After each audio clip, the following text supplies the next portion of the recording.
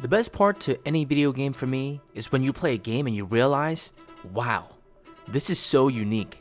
There is no other game quite like this. And Unicorn Overlord is that game. It is a game that captures everything I love about strategy RPGs, like Fire Emblem or Tactics Ogre. And while the game itself pays many homages to the strategy RPGs of old, they still manage to create a distinctly unique identity of their own. It is gorgeous and does a great job at capturing a feeling of large-scale warfare thanks to its many systems and mechanics while still remaining user-friendly and approachable. The world is explorable and hides many hidden secrets and side quests for you to do. Whether it's outside of story or inside the story, choice is prevalent here in the game. You can choose to take the road less traveled and find new items, equipment, characters, or any other secret that might be in the game. Any new item or character you find can drastically change the way you approach combat, giving you more variety in how you can tackle any certain mission. In certain story segments, after beating an enemy, you can choose to try to recruit them to your cause or outright execute them. And the weight behind your actions to spare or execute enemies seem to have an effect on your allies, so in future, this may come into play.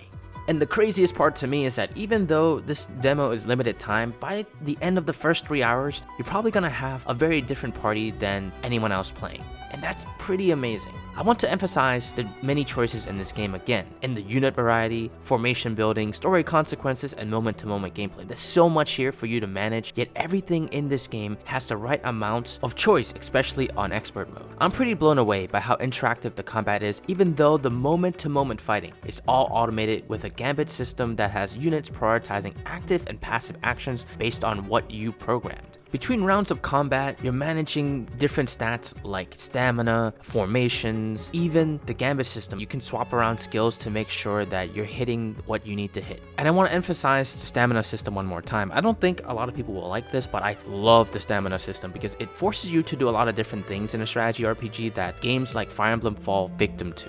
Before I talk about that, let me just go over the stamina system real quick for those not in the know. So essentially, every round of combat you make while not in a home turf or a garrisoned terrain is what they call it, you have to spend stamina. And if your stamina runs out, your unit is unable to move, and if they were to be attacked or get into a fight, they are unable to activate any active or passive actions, making them a lot weaker than normal and dooming them effectively to death unless protected by other units or in a safe location. So managing this stamina is really important, and it also does a couple other things, at least for this type of genre and game. It discourages you from over-relying on one strong, powerful unit, and it also makes brute forcing a choke point a lot harder, forcing you into making alternative strategies like baiting an enemy into your home turf so you're not spending copious amounts of stamina trying to cull the enemy numbers, or you might want to send a flyer to flank an enemy's watchtower overlooking that choke point so that way you can break the stalemate and not take as much damage. Now, the other pressure point to the stamina system is that the fights in this game are real time. Unlike that of Fire Emblem where the player takes a turn and then the enemy takes a turn, there's a time limit for every map. So when that clock is ticking, you gotta be doing stuff. You can't just be idle and waiting around with some of your units while your other units are doing something, because if something comes up like an enemy reinforcement flank or you miss position somewhere, it takes time to get back to the position you need to be, and sometimes it can be too late. This game can be really punishing if you miss position in expert mode, and I love that because you pair that up with the stamina system and you can't overreach what you're doing. You need to rest, you need to prepare, you really need to think ahead and figure out, okay, if something bad happens, can I recover? And that feeling is rare for me in strategy RPGs, especially once you get into the later parts of the game. While we haven't gotten a chance to get that far into Unicorn Overlord, I can already see how crazy it's gonna get, and I'm actually like kind of nervous about how expansive the fights can get in the late game, because this game, once everything gets going, you can really get that immersive feeling of full-scale warfare. And I'm actually like a little bit like sweating, like, oh my god, it's gonna be crazy, man. And I'm really looking forward to that full release of Unicorn Overlord for that.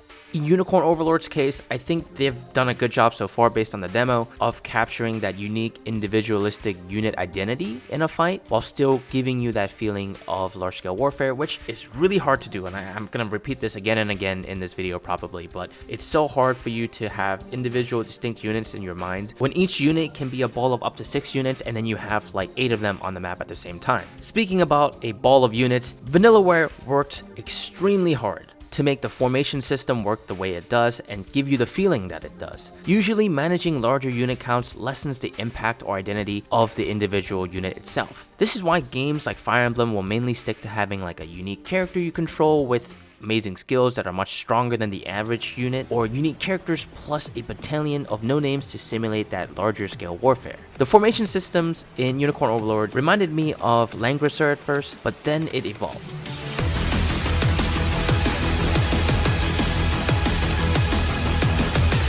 Formations are not just a set it and forget it type deal. It is a full-blown ecosystem of synergies, strengths, weaknesses, and pure creativity. Even between combat rounds, it is important to change up your formation depending on who you face. If there's a spearman, you may not want to put your frail back row unit right behind your tank, as the spearman can do piercing damage and they can actually kill your backline. Another example would be a formation of a backline flyer and a frontline armored knight.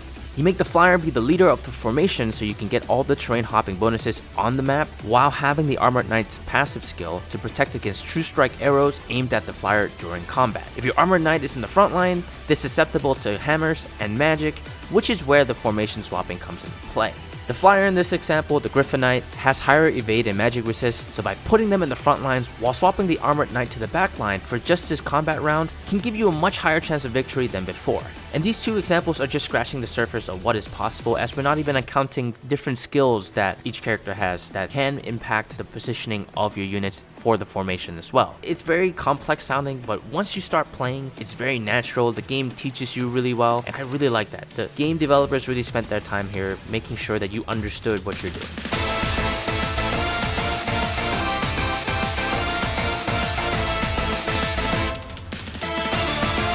I'm a big strategy RPG fan, and Fire Emblem is a series that's up there as one of my favorites. And there's no denying that Unicorn Overlord is literally a love letter to Fire Emblem, oozing copious amounts of callbacks like a blue-haired prince fighting to reclaim his kingdom, giving you a Jagan-type character, that of an over-leveled old veteran knight, as your first party member to soak up your experience, the character-focused interaction, the randomized unit stack rows, missable party members and recruitable enemies, and flying units seemingly being a little bit too strong. While Unicorn Overlord itself draws a lot of inspiration from Fire Emblem, it wants to and firmly stands on its own 2 feet as its own separate game. And we can see this most strongly in the way that it communicates combat to the players. Fire Emblem is pretty famous for its weapon triangle system, where swords beats axes and axes beat lances and lances beat sword. This allows any player to quickly make decisions, with it being generally a good decision. While Unicorn Overlord doesn't have anything that simplistic to tell the players, it does have its own ecosystem of strengths and weaknesses, but it's just harder to see on the map because, again, each unit on the map can be anywhere from 2 to 6 unique units that can cover for the other units' weaknesses or even amplify their strengths to an immense level.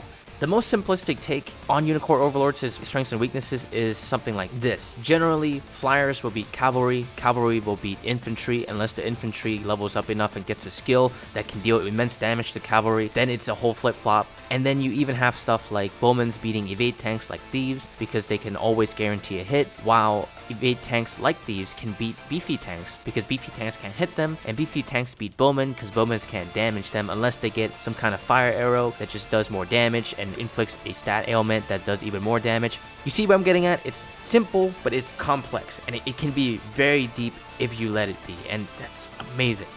Wrap all of this gameplay goodness up with the amazingly beautiful Vanillaware sprite work and some amazing voice work as well. It really creates a package that draws you in and keeps you there. This game has so much heart and encapsulates everything I love about the strategy RPG genre while still retaining a strong identity of its own. Out of all the amazing JRPGs releasing in 2024, I never thought that Unicorn Overlord would be on the top of my list, but after Vanillaware's confident demo, I'm sold. I'm like beyond sold. This game is lightning in a bottle. It's not afraid to be its own thing. If you are a fan of strategy RPGs or even real-time strategy games, you owe it to yourself to give this game a try. Please do not skip out on this amazing game.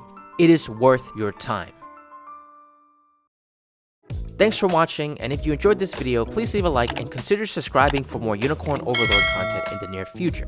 If you did get to play the demo, what are your thoughts on it? Let us know in the comments below. My name is Varsona, and if you're interested in Fire Emblem's secret ingredient, check out this video on screen right now.